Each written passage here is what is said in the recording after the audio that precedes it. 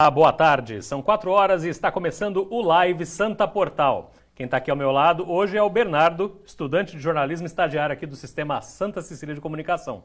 Nós começamos este programa falando de um assunto que tem dominado o noticiário aí nas últimas semanas. O Brasil já tem um novo ministro da Justiça. O nome de André Mendonça foi publicado nesta madrugada no Diário Oficial da União. André Luiz Mendonça tem 47 anos, pós-graduação em Direito pela Universidade de Brasília e era o chefe da Advocacia Geral da União. Ele substitui o agora ex-ministro Sérgio Moro, que pediu demissão na última sexta-feira, após quase um ano e meio no cargo. O novo ministro é também pastor presbiteriano, coordena a formação espiritual de crianças em sua igreja e, nas últimas eleições presidenciais, declarou voto em Marina Silva. Um detalhe, é torcedor do Santos Futebol Clube. A gente conversa sobre essa escolha do novo ministro da Justiça com o promotor de justiça e coordenador do curso de Direito aqui da Unisanta, Fernando Acauí. Boa tarde, Acauí, tudo bem? Boa tarde, tudo bem, Gustavo? Como é que você está? Tudo certo, obrigado por participar, obrigado pela gentileza. É minha. Como é que foi recebido o nome do André Luiz Mendonça, Acauí? Olha, eu até confesso, e acho que todos, né, no meio jurídico, que não estávamos aguardando esse nome, né? Muito embora ele tenha ganhado, desde que foi nomeado o advogado-geral da União, ele tenha ganhado a confiança do presidente Bolsonaro, ainda... Opa, desculpe. Então, ainda havia aquela expectativa de que o Jorge Oliveira fosse o nome mais cotado, mas eu acho que assim, o nome foi tão mal recebido por toda a comunidade política, jurídica e até social que preferiu o presidente Bolsonaro recuar nessa escolha, uma escolha que era absolutamente íntima dele, pessoa frequentador da sua casa, dos seus familiares, pessoa muito próxima, para que ele pudesse até manter o nome do Alexandre Ramagem na diretoria da Polícia Federal, né? Eu acho que ele prefere um nome mais próximo a ele na Polícia Federal do que propriamente no Ministério da Justiça, que tem inúmeras incumbências além da direção ou da coordenação da Polícia Federal a nível nacional. Até porque ele já deixou muito claro que ele quer, ele mesmo, dar ordens ali para o diretor da Polícia Federal, né? Não é passar por cima do ministro, mas é ter ali uma interação maior com o próprio diretor-geral da Polícia Federal. Qual é a linha que ele deve seguir aí no Ministério, Acauí? Bom, ele deu entrevista dizendo que ele será técnico, ou seja, que ele adotará uma linha técnica, né? É o que se espera, obviamente, de um ministro da Justiça, que, como eu disse, tem múltiplas atribuições. Por enquanto, pelo menos, o Ministério coordena também a segurança pública no país, a nível nacional, né? E nesse aspecto, a Polícia Federal tem um papel extremamente relevante. A Polícia Rodoviária Federal também, estão todos subordinados a este ministério, mas a gente precisa ver como é que isso vai ficar na prática, né? A pressão não vai ser pequena, né? Eu acho que o presidente, ao nomear, né, o André Mendonça para o cargo, nomeou alguém que hoje é uma pessoa próxima a ele. Se essa proximidade é para obtenção de informações que sejam relevantes para o seu governo, para a tomada de decisões, como ele mesmo acusou, né, de certa maneira, o ex-ministro Sérgio Moro de não lhe passar relatórios diários ou a própria Polícia Federal não lhe informar sobre o que estava acontecendo no país e que isto era ruim para a tomada de decisões, né, vamos aguardar para ver se era isso mesmo que o presidente estava esperando da parte do ministro da Justiça, ou se ele prefere alguém que, de alguma maneira, venha interferir nas investigações levadas a efeito pela Polícia Federal. Mas acho que para isso ele já tem, né, a nomeação do diretor-geral da Polícia Federal, né? Eu acho que o ministro da Justiça realmente vai exercer um papel mais técnico.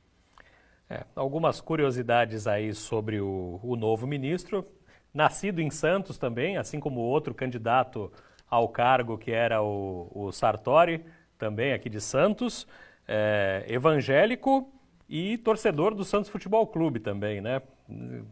Você acredita que esse perfil buscado pelo presidente Bolsonaro para o STF, que ele já havia declarado antes que preferia que nesse primeiro momento já era hora de ter um ministro evangélico no STF, esse perfil pode ser o do próprio Mendonça? Olha, o nome dele vinha sendo realmente mencionado a todo momento, né? Não, já não se tinha quase que dúvida acerca da ida dele para o STF, porque ele realmente tinha todo o perfil pretendido pelo presidente da República, né? Acho que essa questão de ser ou não evangélico não deveria integrar, né, a lista de, como se diz assim, de desejos do presidente, né? Eu acho que a religião do novo ministro do STF não deveria interferir, e sim a técnica, né? Sim os conhecimentos aprofundados para que o ministro pudesse bem desempenhar o seu papel dentro do STF. Mas ele já deixou bem claro que ele gostaria que o próximo ministro fosse radicalmente, não foi exatamente essa expressão que ele usou, mas algo do gênero, que fosse radicalmente evangélico. E nesse sentido, o André Mendonça se enquadra dentro do perfil buscado. Agora, a gente precisa ver, né, se quando essa próxima vaga do STF ela for aberta, se efetivamente haverá clima, né, o momento certo para tirar o agora ministro da Justiça, André Mendonça, para o STF. Talvez sim, porque pode ser que daqui até esse momento de escolha de um novo ministro para o STF, o próprio presidente Bolsonaro consiga pensar num outro nome, né, que possa substituir no Ministério da Justiça o André Mendonça. Acho que o André Mendonça foi tirado meio da cartola ali, nesse momento de crise, nesse momento em que precisava acalmar as coisas, né? Acalmar, colocar panos quentes. Né? É isso aí. Mudando um pouquinho de assunto, Acauê, vamos falar de um assunto que também lhe é caro, além da justiça. Hoje estreia no Santa Portal o blog Rota do Vinho, que é assinado por você. Fala um pouco para quem está assistindo a gente, o que a gente pode esperar aí desse novo projeto. Olha, o vinho é realmente uma paixão na minha vida, né? Ele tem tudo a ver comigo, porque você estudar vinho, você se aprofundar no mundo do vinho, significa ter que se aprofundar em história, geografia, né? Em conhecimentos múltiplos de vinicultura, isso tudo, para quem está muito, assim, às vezes centrado na área, numa determinada área, como é o meu caso na área do direito, é uma válvula de escape, é uma delícia, você viaja, curte, tem todos esses aspectos envolvidos. E isso se tornou uma paixão na minha vida há algumas décadas já, né? E eu tenho tentado, de alguma maneira, colocar um pouquinho disso no papel. Eu já colaborei com o Santa Portal anteriormente, né, num outro blog, mas agora me foi dada aí por vocês a oportunidade de ter um blog específico para que a gente troque algumas ideias sobre vinho. Ideias que eu pretendo, né, mesclar bastante, às vezes textos leves, textos informativos sobre onde encontrar bons vinhos mais baratos, que são excelentes, mas também alguns textos um pouquinho mais complexos, que expliquem um pouquinho de cada região vinícola do mundo, que mostre as suas características, que fale um pouquinho, né, de turismo, de viagem, de gastronomia associada à questão do vinho nesses locais. É isso aí. É uma honra para a gente ter alguém com o teu conhecimento colaborando com a gente. O primeiro texto do Acauí entra hoje às 8 da noite lá no Rota do Vinho.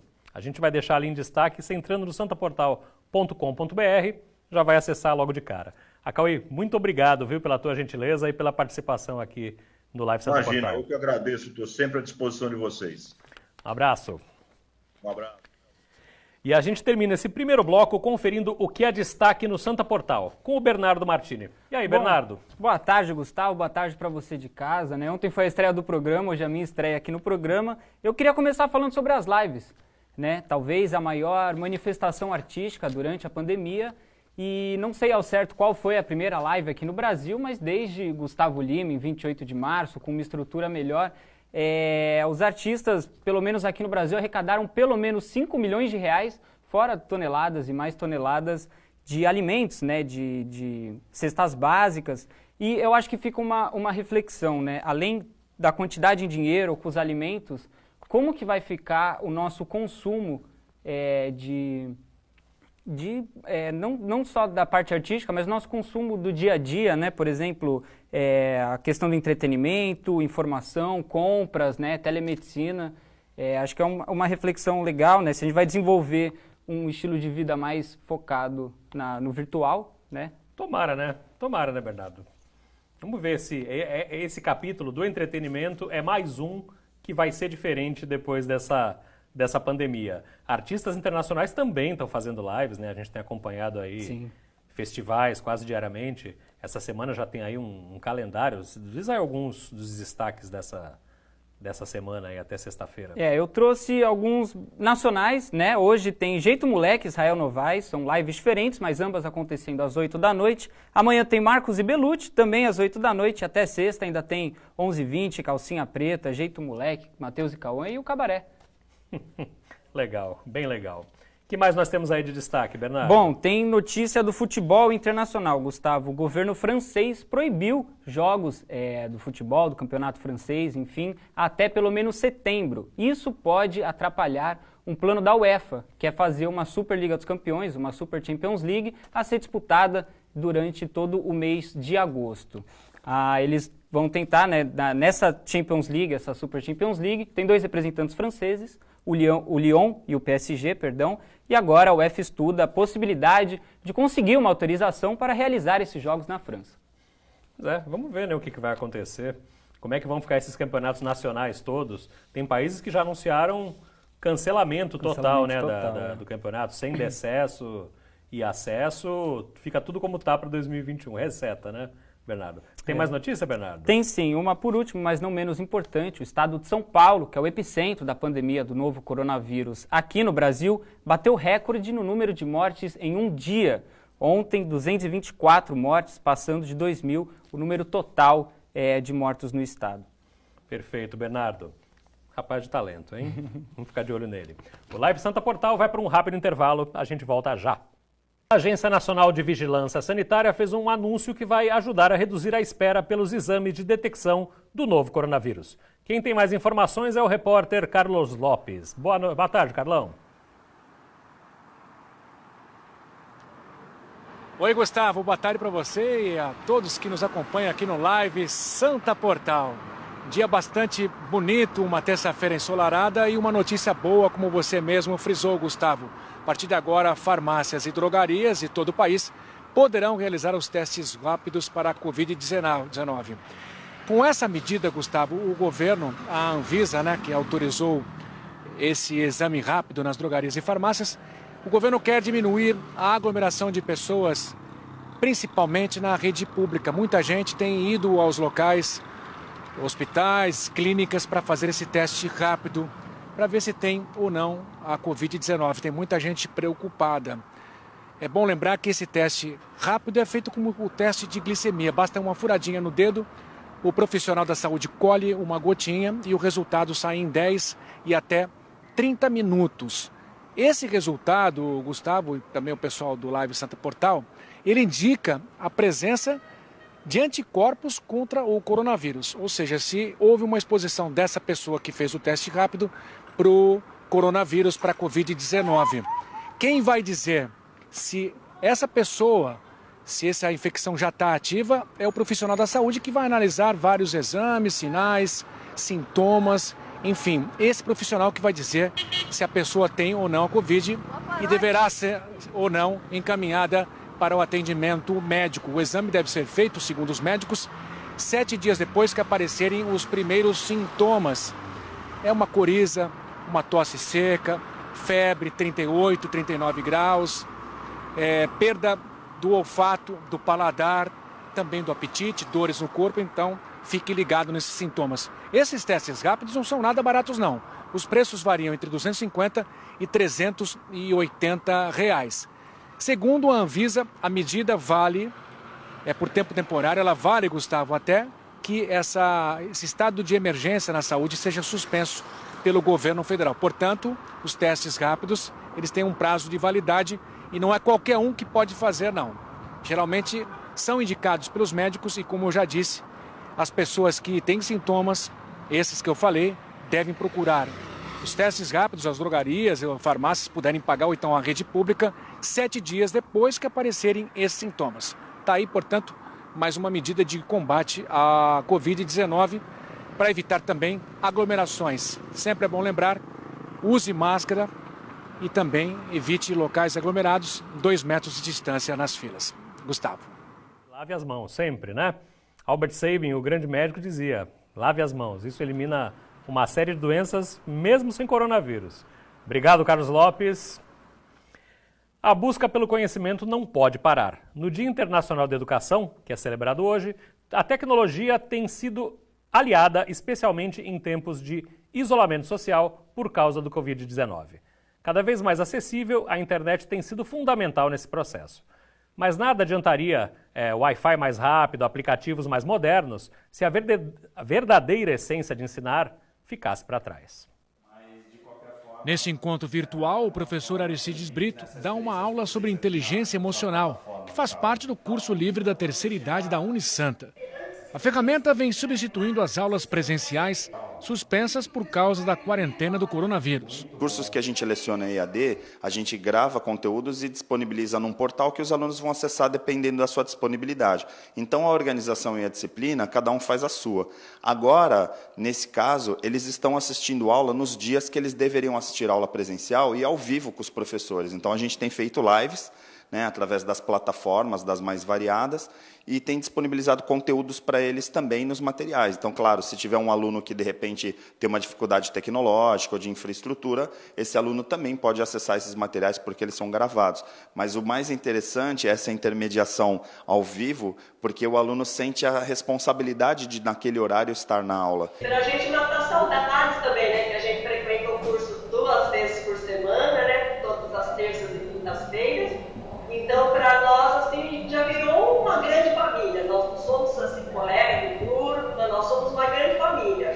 A gente passeia muito, viaja, curte, vai para teatro. Então, isso faz parte e nós estamos gostando muito, demais. Para a dona Rita, as aulas online não são algo tão novo assim. Ela faz questão de valorizar a dedicação dos professores que proporcionam conhecimento em tempos de isolamento social.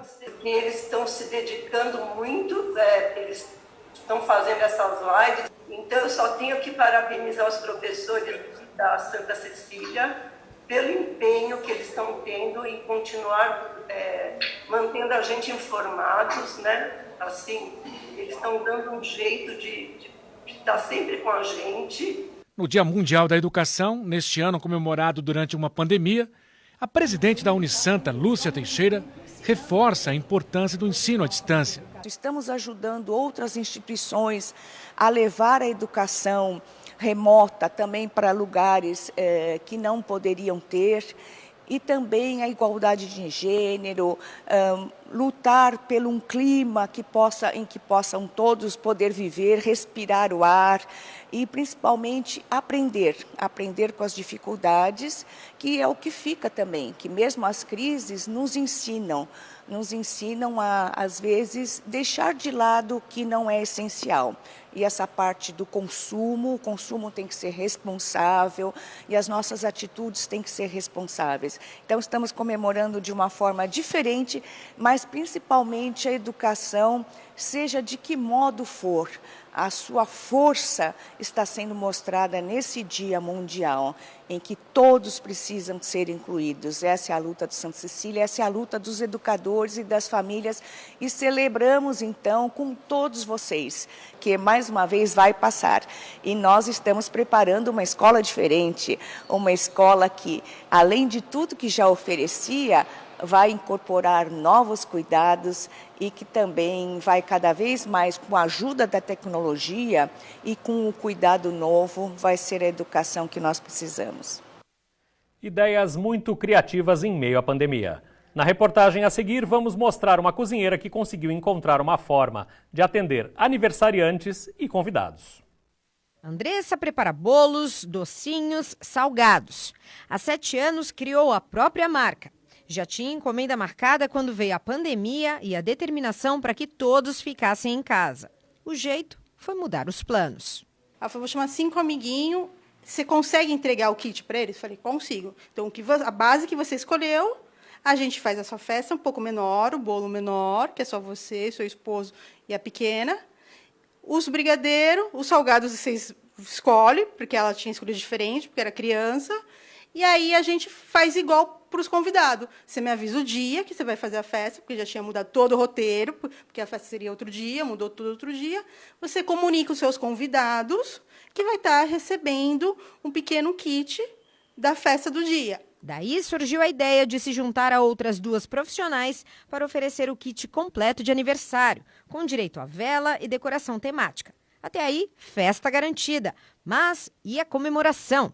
Foi aí que a Andressa teve outra ideia. Entregar kits como este com salgados veganos, empadão, bolo de cacau, docinhos e lembrancinhas. Tudo muito saudável e gostoso para os convidados. E todos cantarem parabéns e comemorarem juntos via internet. Até a festinha de 6 anos do Raul, filho da cozinheira, foi online. Aê! Peraí, ainda não... tá acendendo ainda a vela. Parabéns pra você. Olha só, que graça os recadinhos que ele ganhou dos amiguinhos. Tudo de bom pra você. É saúde, muita paz. Quando acabar a quarentena, vamos combinar pra sair e pra gente brincar. Tá bom? Tchau. Já foram 4 aniversários infantis.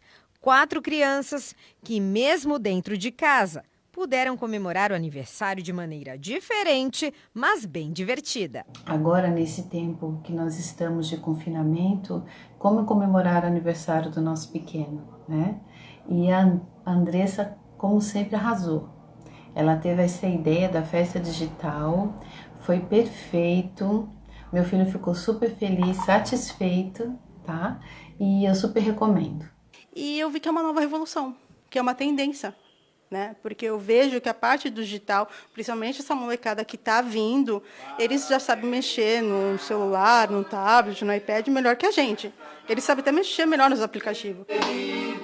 Muita felicidade, muitos anos de vida. Ótima ideia, né, Bernardo? Boa ideia, muito legal. Vamos tentar fazer isso aí na semana que vem aqui. Para quem se interessou, a página da Andressa no Facebook é Doce Jasmim. A gente vai para um break rapidinho. Já já voltamos com a entrevista com o jornalista Gonçalo Silva Júnior, autor da biografia de um dos maiores criminosos da história do Brasil, o Bandido da Luz Vermelha. Ele morou aqui em Santos. Até já.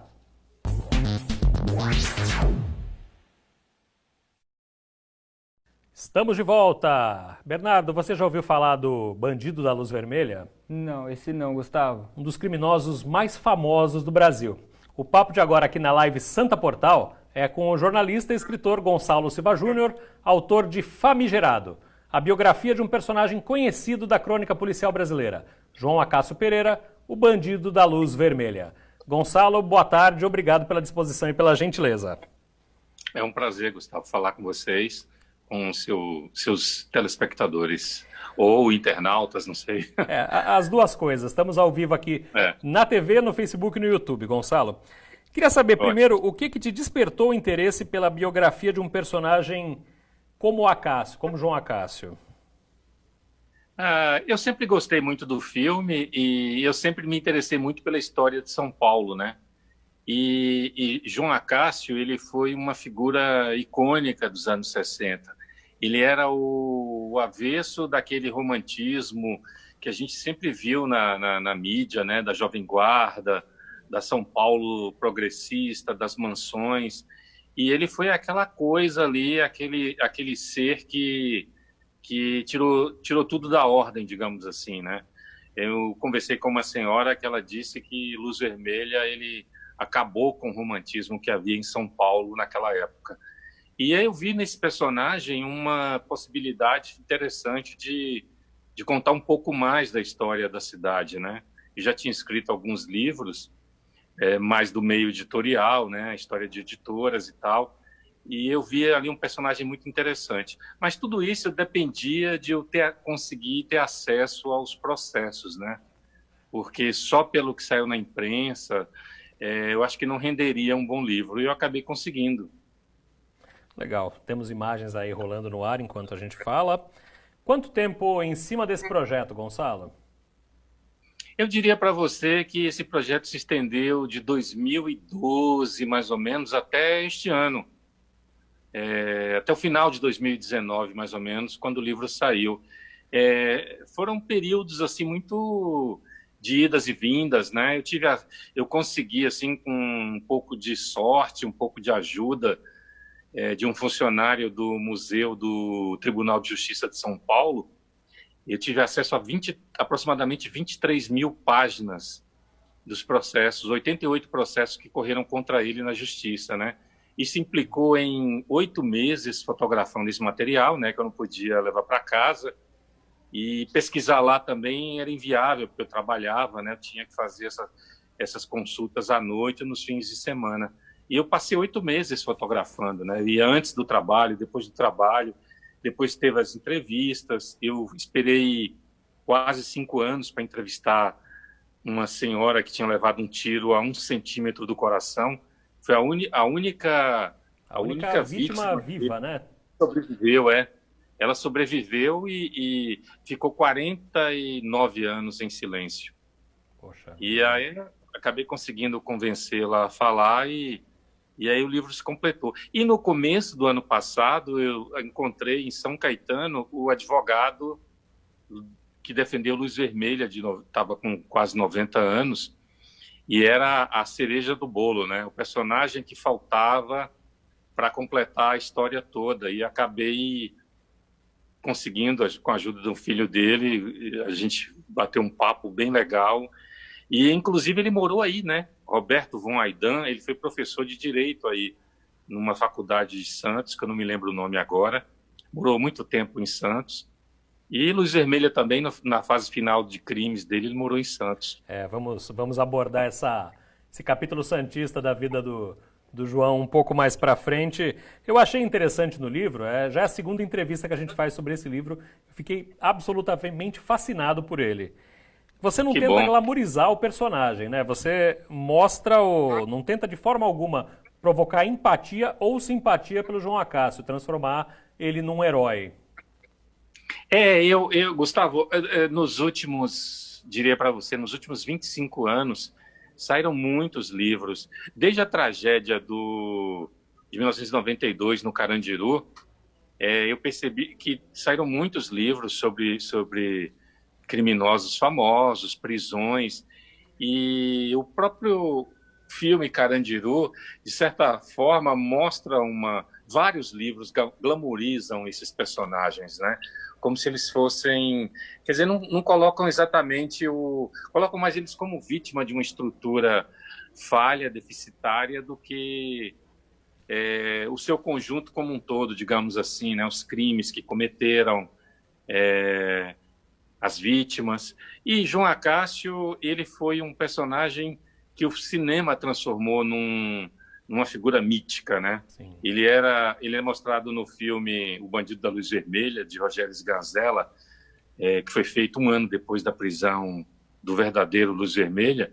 Ele é mostrado mais como um cara assim profundamente politizado, que desdenhava da política, do poder, desafiava as autoridades e esnobava suas vítimas, que eram os ricaços. Mas com a consulta dos processos, eu acabei mudando a minha visão do personagem. Quer dizer, eu fui aberto a encontrar qualquer tipo de personalidade para biografar, mas os processos mostravam uma outra. Os processos correram todos em segredo de justiça, né? Então, na verdade, esse livro ele é bastante revelador, porque ninguém jamais, nesses 53 anos, se debruçou sobre esses casos, esses processos. Ficaram arquivados, a imprensa não pôde acessar, e eu descobri um psicopata, né, um louco. Ele estuprou mais de 100 milionárias, ele matava e espancava as pessoas com extrema crueldade, e não podia ser diferente, né? Eu tinha que dar esse tratamento, mostrar para ele, mostrar para o leitor as facetas de um personagem, né? Da forma mais completa possível, e das vítimas também. Qual é a contabilidade das mortes do João Acácio entre estupros, assaltos e assassinatos? Ele teve uma vida criminosa dos 7 aos 22 anos em Joinville, né, que foi a cidade onde ele nasceu. O pai morreu de tuberculose, ele ficou sob a guarda de um tio extremamente perverso com ele e o irmão, que colocavam eles para dormir ao relento, achava que eles estavam contaminados também com a tuberculose, e acabou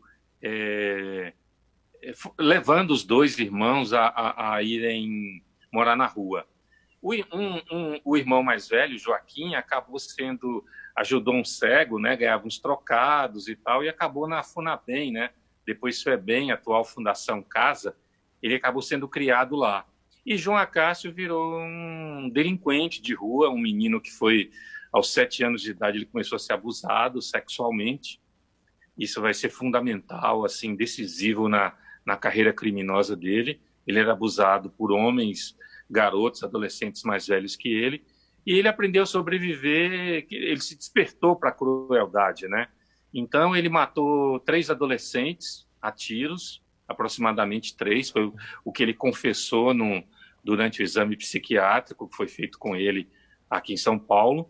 Depois ele matou 3 policiais, tentou matar um delegado.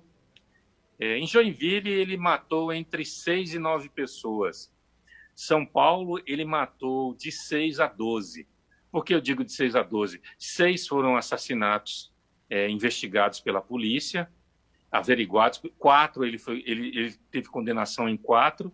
Estranhamente, os outros, que o próprio Luiz Vermelha falou que cometeu, a polícia não foi atrás.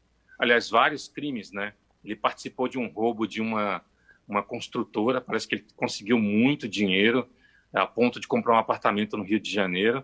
Esse crime nunca foi investigado. Um porteiro que ele assassinou na Rua Augusta, que ele confessou, nunca foi investigado. Então, aproximadamente, eu diria para você que ele pode ter assassinado 20 pessoas. Estupros foram aproximadamente 100, pela contabilidade da polícia, e ele assaltou 154 mansões. Pelo menos foi o que ele confessou. Ele tinha uma memória fabulosa. E aí a polícia fez uma série de diligências em bairros nobres de São Paulo, e ele foi apontando as casas, né? Uma memória incrível. Ele foi apontando: essa aqui eu assaltei, essa aqui eu fiz isso, e entrou nessas casas todas. E não consta que ele tenha roubado nada em Santos, nenhuma casa. Ele tinha um modus operandi, né? Ele invadia a casa, perguntava se era menino ou menina. Na verdade, o bandido da Luz Vermelha, João Acácio, ele se transformou ao longo de 18 meses em 3 bandidos, né? Primeiro ele foi o assaltante mascarado. Não, primeiro ele foi o Homem Macaco. Apelidaram ele de Homem Macaco. Por quê? Porque ele usava um macaco daquele sanfonado de carro, né? Que era uma novidade tecnológica na época. Ele tinha muita facilidade para abrir porta-malas, e geralmente ele pegava um macaco de um carro próximo, e ele encaixava os famosos vitrôs, né? Antigamente as janelas tinham vitrôs, que eram aquelas janelas que você abria para o lado e elas eram fechadas e tinham 2 ganchos que se prendiam, era um padrão na época. Então, sempre deixava ali meio centímetro, 1 centímetro de espaço entre uma parte e outra. Ele colocava ali o macaco e ele ia forçando, ele girando como se estivesse levantando um carro, e isso dava apenas um estalo, não tinha barulho praticamente nenhum. Se não bastasse o silêncio, quase silêncio, as famílias moravam nos sobrados, né? No primeiro andar, nunca tinha gente dormindo, a não ser os empregados, mas eram no fundo da casa. Então, tudo facilitava para ele. E no começo, assim, nos 6 primeiros meses, ele entrava nas casas, roubava o que tinha no térreo, o que fosse de valor, e ia embora. Com o tempo, ele começou a subir no primeiro andar, ele subia sem sapato, né, de meias, ele às vezes usava 2 meias, e com isso ele não fazia barulho algum. Ele entrava nos quartos, ele abria, geralmente ele ia na calça do proprietário, pegava a carteira, na bolsa da dona, tentava abrir gavetas se fosse possível, caçando joias, ou então ele pegava maletas, qualquer objeto que pudesse ter algum valor, levava para o térreo e lá ele abria com mais calma e levava. Depois ele começou a acordar as vítimas. Geralmente, essa primeira fase, ele assaltava das 11 da noite até 2 da manhã. Depois ele começou a acordar as vítimas para que elas abrissem um cofre, né? Ele começou a ficar mais ousado, mais ambicioso. Então ele acordava as pessoas acoronhadas às vezes. Ele não tinha nenhum pudor para dar coronhada em idoso, em pessoas doentes, em mulheres. Ele agredia todo mundo e aí forçava elas a abrirem os cofres, né? E nessa última fase foi quando uma senhora aqui na Rua Bahia, mulher de um deputado, Herbert Levy, ela falou que ele entrou na casa com uma lanterna. E aí eles ligaram, alguém se lembrou que tinha um famoso, Carl Sherman, um famoso assaltante dos Estados Unidos dos anos 40, que ele acabou sendo eletrocutado na cadeira elétrica. E ele era um grande escritor, né? Ele contou as experiências dele no crime, no corredor da morte, e ficou um cara muito famoso. E aí ligaram, olha, no Brasil tem o seu Bandido da Luz Vermelha, e aí nasceu o apelido. Mas isso eu diria para você que aconteceu nos 4 últimos meses de crimes dele. O Bandido da Luz Vermelha, ele ficou famoso nos últimos 4 meses. Antes foi o Homem Macaco, depois o Assaltante Mascarado e, por fim, o Luz Vermelha. Ele apagava, nessa fase da Luz Vermelha, ele desligava o disjuntor da casa e aí ele só tinha... A única iluminação possível era dele, né, da lanterna. Uhum. Com isso, ele intimidava as pessoas, ele acordava as pessoas com aquela luz no rosto. Cara. E aí foi nessa última fase que ele passou a estuprar também. Não, desde o momento que ele começou a acordar as pessoas, né? Que okay. ele tem 4 dos 88 processos, 4 falam de estupros. Uhum. E eu consegui falar com uma das vítimas e ela simplesmente, eu não sei se ela era uma adolescente de 14 anos, não sei se ela não esqueceu ou fez algum tratamento. Eu sei que ela negou tudo, ela falou que não aconteceu nada, que ele entrou na casa dela, ela estava dormindo, só que no processo ela foi realmente estuprada, ela foi levada, inclusive, para fazer exame de corpo de delito, né, no Instituto Médico Legal e tudo, e ela negou. O que acontece? A pedido das famílias, o juiz da Vara de Execuções Penais pediu aos juízes, né, determinou que os processos corressem em segredo de justiça justamente para preservar a honra dessas famílias. Todas as famílias muito poderosas. Isso. E ele começou a falar demais nos jornais, né? Essa censura veio no 4º dia de prisão. Nos 3 dias anteriores, ele começou a dizer que ele era um Dom Juan, que ele seduzia as mulheres, que elas se apaixonavam por ele, aquela coisa toda, o que não era verdade. O João Acácio, ele foi preso antes de eu nascer. Eu me lembro da saída dele da prisão, década de 90, em que ele já não estava mais falando coisa com coisa. Eu me lembro bem desse momento. Nesses 7 anos teus debruçados sobre o João Acácio, ele dá demonstrações de loucura e, ao mesmo tempo, demonstrações de inteligência extrema. De repente, essas duas coisas combinam. Para você, ele era louco? Completamente louco. Ele, na verdade, é assim, ele era um psicopata, ele era desprovido de sentimento, de piedade, de dó. Ele encontrou ele estava tomando um café na Conselheiro Furtado, aqui próximo da Praça João Mendes, e ele via um desafeto dele, que um cara que ele não gostava no outro lado, no ponto de ônibus, né, um operário. Ele implicou com o cara, né, ele tinha acabado de voltar de um assalto, ele estava com 2 revólveres na mão, ele atravessou a rua e deu 8 tiros no cara. O cara agarrou o cara falou, você é louco, por que você está fazendo isso? E as pessoas no ponto, ele começou a dar tiro, e o cara agarrou na japona, né, como dizia o inquérito policial, né, na jaqueta grande que ele usava, estava fazendo frio, ele agarrou ali, não soltava, e ele foi dando tiro, e aí, rapaz, ele destruiu o crânio do cara a coronhadas, na frente de todo mundo. Ele começou a bater na cabeça do cara com um revólver. Então ele era um cara que não tinha nenhum sentimento de pena. Ele batia em todo mundo, ele espancava crianças. Então, o que acontece? Ele vai para o presídio, e no presídio que ele enlouquece de fato. Ele começa a brigar com todo mundo, ele começa a apanhar, ele começa a escrever frases com o próprio sangue na parede e vai enlouquecendo assim, de uma forma descontrolada. E foi um absurdo a soltura dele e o argumento jurídico usado para libertá-lo, né? Porque disseram que ninguém no Brasil pode ficar preso por mais de 30 anos. Acontece que não era o caso dele, ele tinha que ser interditado.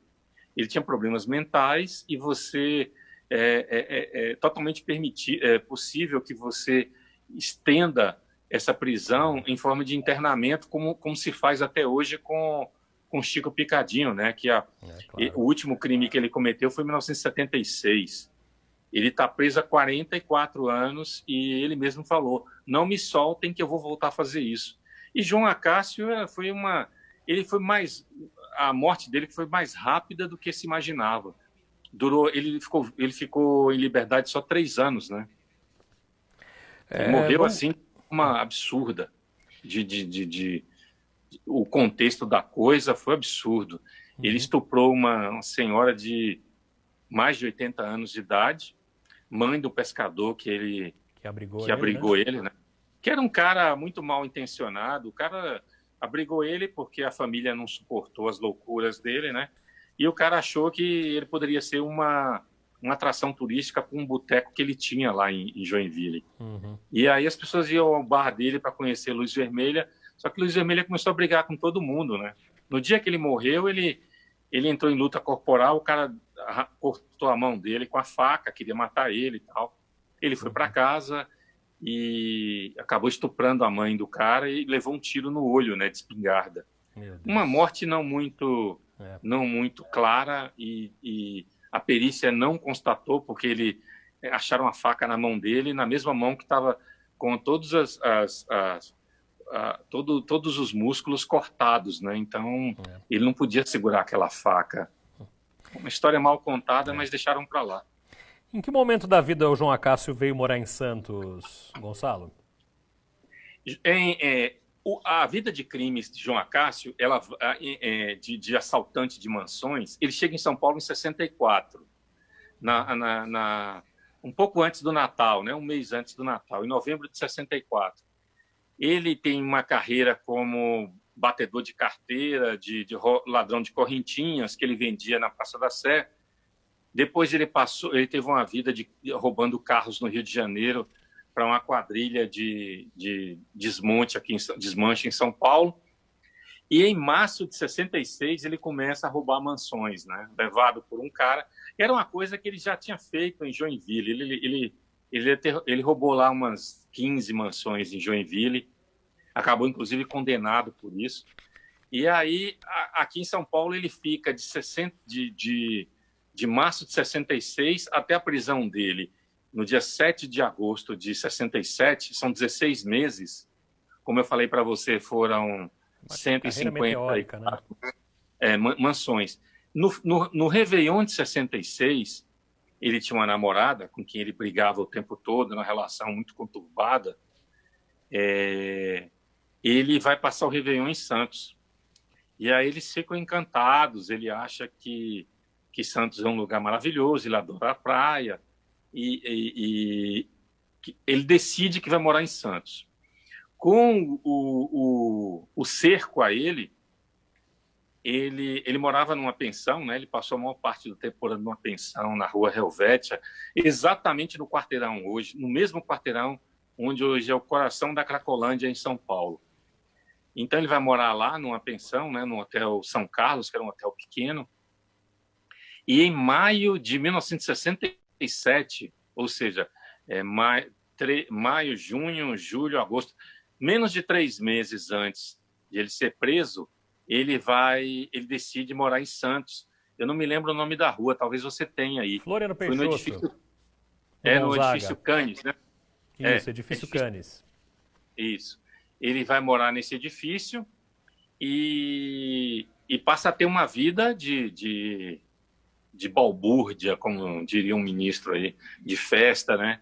De farra, digamos assim. Ele, inclusive em Santos, tinha por coincidência, né? Ele descobriu que tinha uma boate chamada Lanterna Vermelha.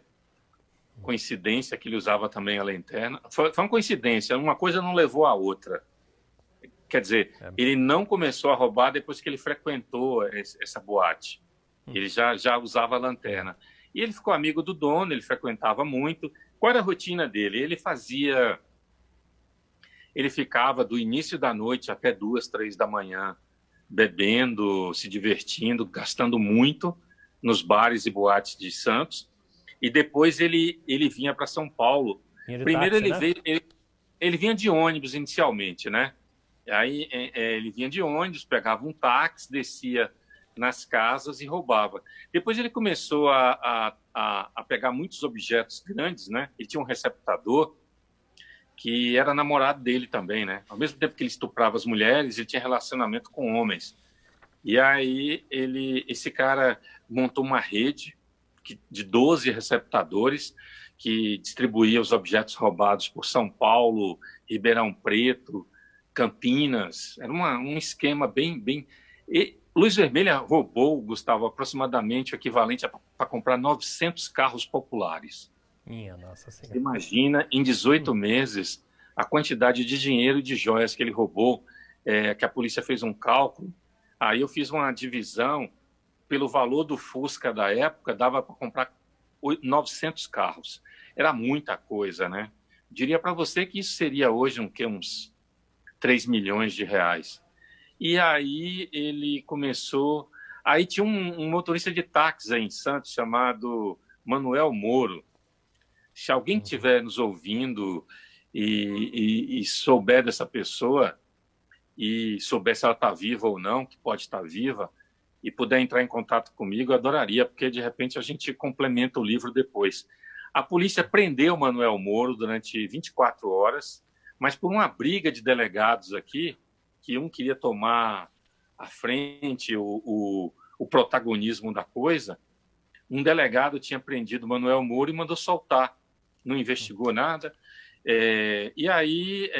O próprio João Acácio depois confessou para Gil Gomes, né, que faz o prefácio do livro, que Gil Gomes falou, você roubava com a ajuda de alguém?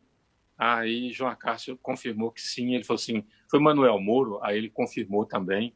Então eles vinham até assistir jogo no Morumbi, Poxa. Não era só para roubar, não. Ele vinha de táxi assistir o jogo do Corinthians no Morumbi. Caramba. O Luz Vermelha. Gonçalo, a nossa produção avisa aqui que o nosso tempo encerrou, infelizmente. Eu quero agradecer demais a tua presença. Peço apenas que você diga aí a editora do livro, que as pessoas possam procurar. É www.editoranoir, Noir, se fala Noir, né? Mas escreve noir.com.br. Quem pedir o livro pelo site da editora não paga nada de frete, tá? Maravilha. E vai gostar, eu acho que vai gostar. Espero que... E para os seus leitores, seu público de Santos, a passagem de Luz Vermelha no livro está muito bem... Está bem detalhada, né? Está bem detalhada sobre a passagem dele em Santos. Maravilha. Gonçalo, muito obrigado. Viu? Valeu pela participação. O Live Santa Portal está terminando. Continue com o jornalismo da Santa Cecília TV. Às 7h tem Douglas Gonçalves e o Hora Geral. Às 7h30, Jamile Guimarães comanda o Caderno Regional com as principais notícias do dia. E às 8h tem o Bom Dia Cidades com a apresentação de Natalina Nini. A gente encerra com a dica cultural do dia, que vem da França. A cantora Amélie Le Crayon, que já esteve no Brasil e faz um show diferente que mescla teatro e muito humor em suas apresentações. Até amanhã. Tchau.